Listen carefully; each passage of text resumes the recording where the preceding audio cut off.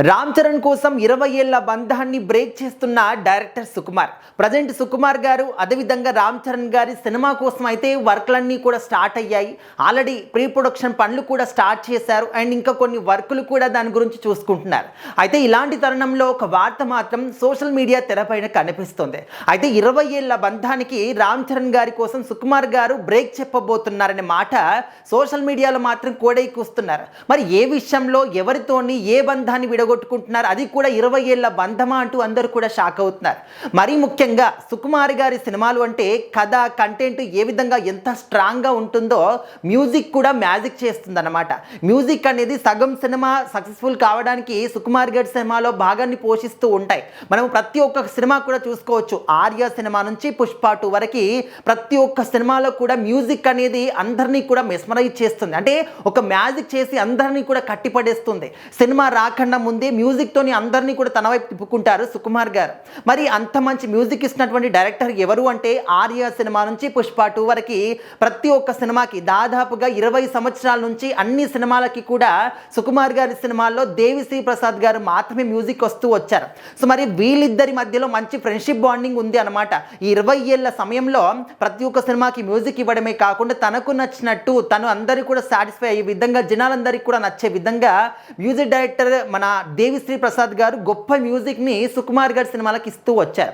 అయితే ఇప్పుడు ఏంటంటే 20 సంవత్సరాల తర్వాత ఇప్పుడు రాబోయేటటువంటి రామ్ చరణ్ గారి సినిమాలో సుకుమార్ గారు మాత్రం మ్యూజిక్ డైరెక్టర్ని దేవిశ్రీ ప్రసాద్ గారిని మాత్రం తీసుకోవట్లేదు అనే మాట తెరపైన వినిపిస్తోంది. ఇందులో ఎంతవరకు నిజం ఉంది, ఎంతవరకు అబద్ధం ఉంది అంటే దానికి కూడా 100% అవును అని చెప్పలేము, 100% కాదు అని కూడా చెప్పలేము. ఎందుకు అంటే పుష్ప 2 సమయంలో దేవిశ్రీ ప్రసాద్ గారు ఆ సినిమాకు సంబంధించినటువంటి బ్యాక్గ్రౌండ్ మ్యూజిక్ అనేది కొంచెం అసలు సుకుమార్ గారికి నచ్చే విధంగా ఇవ్వలేదు, కొంచెం అసహనం వ్యక్తం చేశాడు అని చెప్పేసి మనం మాట్లాడుకున్నాం. అండ్ ఆ తర్వాత దేవిశ్రీ ప్రసాద్ గారు కూడా ఈయన సినిమాల విషయంలో కొంచెం అసంతృప్తిగా ఉన్నారనే విషయాన్ని కూడా మనం చూసాం.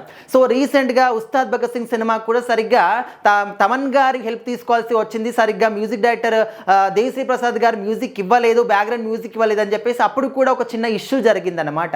సో ఈ విధంగా ఎందుకు చేస్తున్నారు అంటే ఇప్పటి వరకు ఒక టాప్ మ్యూజిక్ డైరెక్టర్గా దేవిశ్రీ ప్రసాద్ గారు మన ఇండస్ట్రీలో ముందుకు వచ్చారు. కానీ ఇప్పుడు ఏంటంటే మ్యూజిక్ డైరెక్టర్ గాని కాకుండా హీరోగా కూడా ఎంట్రీ ఇవ్వబోతున్నారు వేణు గారి డైరెక్షన్లో రాబోయేటటువంటి ఎల్లమ్మ సినిమాలో. సో ఆల్రెడీ ఈ సినిమాలో ఫుల్ వర్క్ చేస్తున్నారు. సినిమా షూటింగ్ అనేది కంటిన్యూ అవుతుంది అని చెప్పేసి మనం మాట్లాడుకుంటున్నాం. కాబట్టి అటు ఆ సినిమాకి టైం ఇవ్వలేక ఇటు మ్యూజిక్కి టైం ఇవ్వలేక ఆయన అవుతున్నారనమాట. సో ఈ రెండిట్లో దేనికి అంటే కంప్లీట్గా షూటింగ్ అయినా ప్రిఫరెన్స్గా డేట్స్ ఇస్తారు కాబట్టి, కమిట్మెంట్ ఇస్తారు కాబట్టి అక్కడికి ఖచ్చితంగా వెళ్ళాల్సిందే అనమాట. సో అందుకోసం అని చెప్పేసి మ్యూజిక్కి కొంచెం ఆయన ముందు వెనక అవుతూ ఉన్నారు. సో ఇప్పుడు రాబోయేటటువంటి రామ్ చరణ్ సుకుమార్ గారి కాంబినేషన్లో ఆ సినిమాకి మరి మ్యూజిక్ డైరెక్టర్ ఎవరు వస్తారు, మరి ఇటు తమన్ గారిని సెలెక్ట్ చేసుకుంటారా, ఆయన టైం ఇవ్వకపోతే మరి ఎవరుంటారు అని చెప్పేసి అయితే చాలా మందికి ఒక డౌట్ అనమాట.